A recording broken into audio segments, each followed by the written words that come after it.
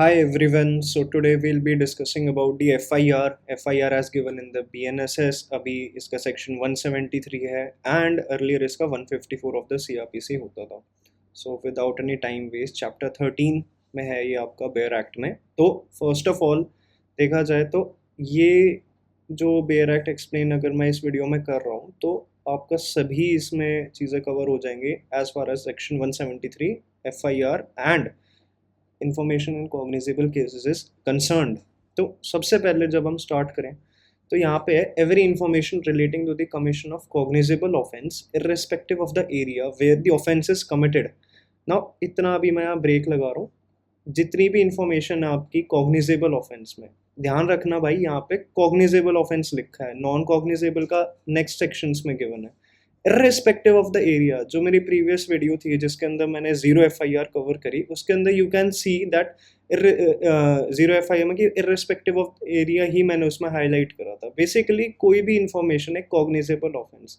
Please tell me what is a cognizable offence, please comment कर देना ये चीज़. एंड वेयर द ऑफेंस आपका कमिटेड है, it also may be given orally and by electronic communication and if given to an officer in charge.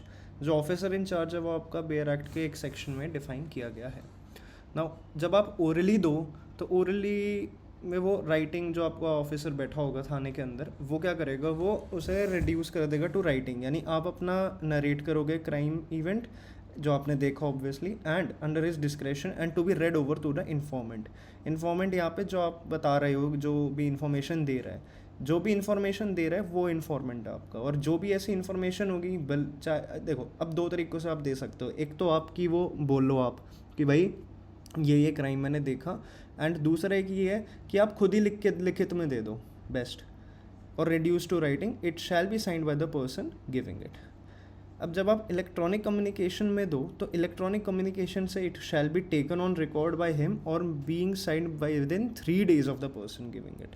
यानी आपने information online भेज दी, आपको विद इन 3rd day आके उसे साइन भी करना पड़ेगा. अब बात करते हैं यहाँ पे, ये है सेक्शन 64, 66, 67 एंड सो ऑन. ये जितने सेक्शंस हैं इन चीज़ का ध्यान रख लेना. ये ज़्यादातर सेक्शन जो है these are crimes against woman. ये आपके नए जो sexual harassment, rape laws and everything है उनमें कवर किया जाता है. नाउ जब हम बात इसमें करते हैं तो इसमें एक ये है कि भाई ये वुमन स्पेसिफिक ऑफेंसेस हैं, तो ये एक वुमन पुलिस ऑफिसर या कोई भी वुमन जो ऑफिसर है वो रिकॉर्ड करेगी. नाउ ये एक और है यहाँ पे.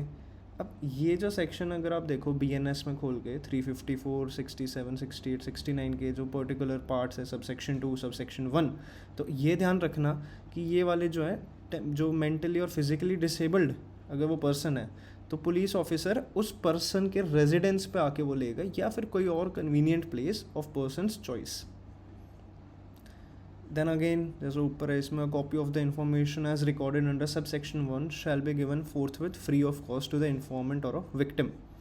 नाउ अब इसमें आगे जब चलते हैं तो इसमें है, ठीक है, अब ये देखो यहाँ पे ये काम का इसमें, which is made punishable for 3 years. कोई भी ऑफेंस जो आपकी 3 years से तो ज़्यादा की है punishable, but less than 7 years है.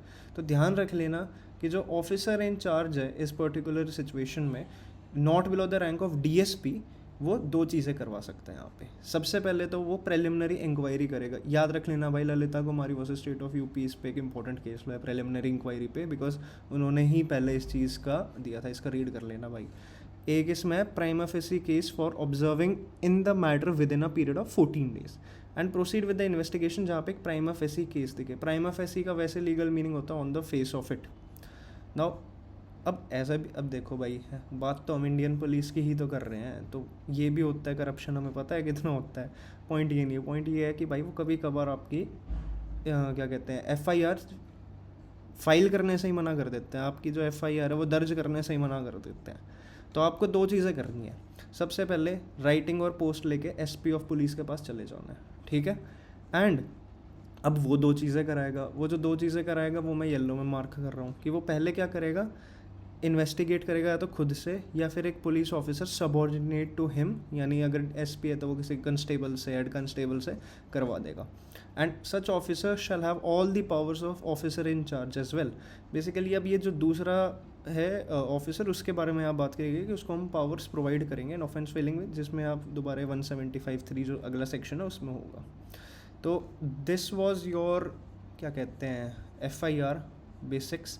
क्या है बेसिक्स में भी सिंपल ही है भाई, देखो कॉग्निजेबल ऑफेंस होना चाहिए, ये दो इसमें मोड दे दिए, ये दो मोड देने के बाद ये बता दिया अगर वुमेन स्पेसिफिक ऑफेंस है तो भाई वुमेन पुलिस ऑफिसर होनी चाहिए। यहाँ पे जो फिज़िकली या जो मेंटली चैलेंज्ड हैं तो उनके लिए ये वाला प्रोविज़न है।